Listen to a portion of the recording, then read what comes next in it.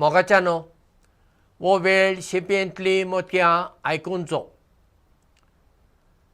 दोतोर एस राधाकृष्णन हो भारतांतलो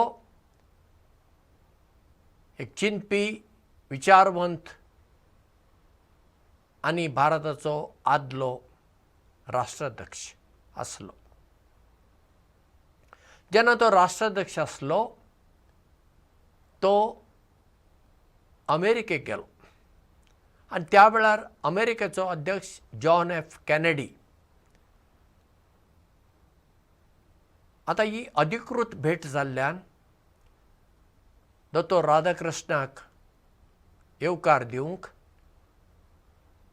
जॉन एफ कॅनेडी स्वता विमान थळाचेर गेल्लो आनी तेन्ना मळबार कुपां आनी बारीक पावस पडूंक लागलो.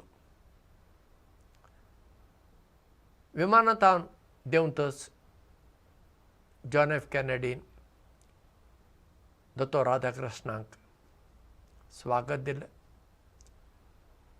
हात दिलो आनी मागीर म्हणलें, मिस्टर प्रेसिडेंट, दुर्दैवान आज हवामान बरें ना. तेन्ना दोतोर राधाकृष्णन म्हणटा, मिस्टर कॅनेडी, आमचे भोंवारी जें कितें घडटा तें सगळें आमच्यान आडावंक जायना, पूण त्या घडितां कडेन पळोवची आमची नदर आमी बदलूं येता. पळया, जॉन एफ कॅनेडीक मातशी खंत जाली.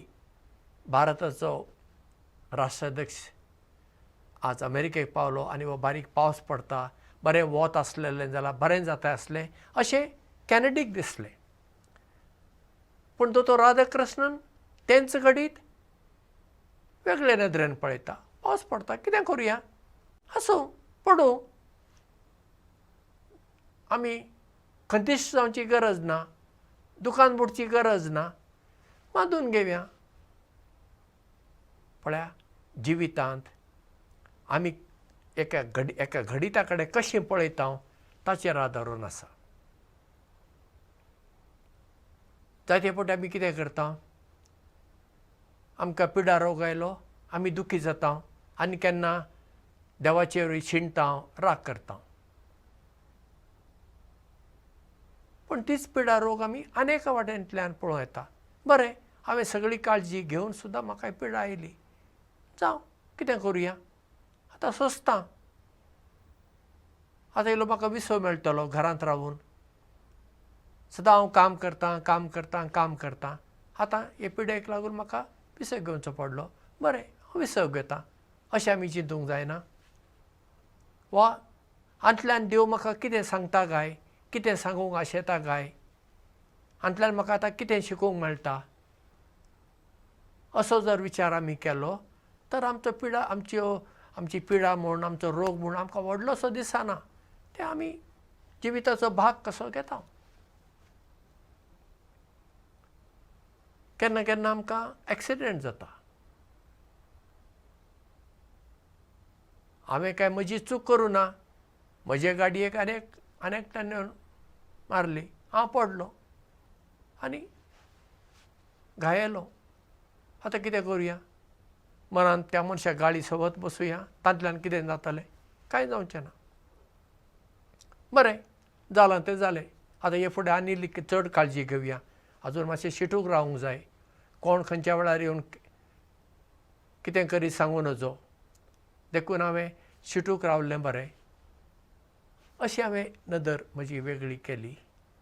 तेन्ना म्हाका म्हजें एक्सिडेंट व्हडलें अशें दिसना. बाबा, बरें, एक्सिडेंट जावन इल्ली दुखापत जाली वय, पूण हांव मरूंक ना, म्हजो जीव वाचून उरलो, हाडां मोडलीं नात, देवाक अर्गां, अशें हांव उलोवंक शिकतां.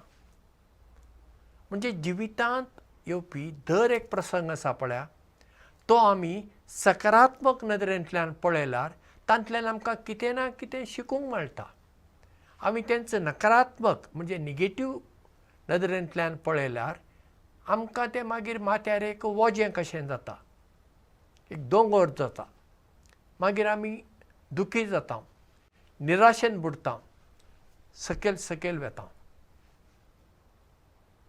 जिवितांत सूख आनी दूख, भलायकी आनी पिडा, आशा आनी निराशा हे सगळे जिविताचे भाग. सदांच कोणाक सूख ना आनी सदांच कोणाक दूख आसता वय, आनी तशें आसल्यार बरें न्ही. सगळें भरसून आसता आनी जिविताक तोंड दिवंक आमी शिकचें पडटा. दुखी जावची गरज ना. तो राधाकृष्णन जेन्ना पावस पडटा तांतल्यान ताणें कितें तरी वेगळें पळयलें. घडी ताका दिसलें आसत हांव आतां अमेरिकेक पावलां देखून म्हजेर वो पावसाचो शिंवर अशें ताणें चिंतलें आसत घडये. फुलांचो शिंवर जातातूच, वो आतां सैमीक पावसाचो शिंवर अशें चिंतलां आसतलें. देखून ताणें जॉन एफ कॅनेडीक म्हणलें आमचे बोवारी जीं घडितां घडटात ती आमच्यान कंट्रोल करूंक जायना, तांचेर ताबो दवरूंक आमच्यान जायना, पूण त्या घडितां कडेन पळोवनची आमची नदर आमी बदलूं येता. तर आमी सगळींच आमच्या जिवितांत जीं घडितां घडटात तीं सकारात्मक नदरेंतल्यान पळोवपी मनशां जावया. देव बरें करूं आनी मोग आसूं.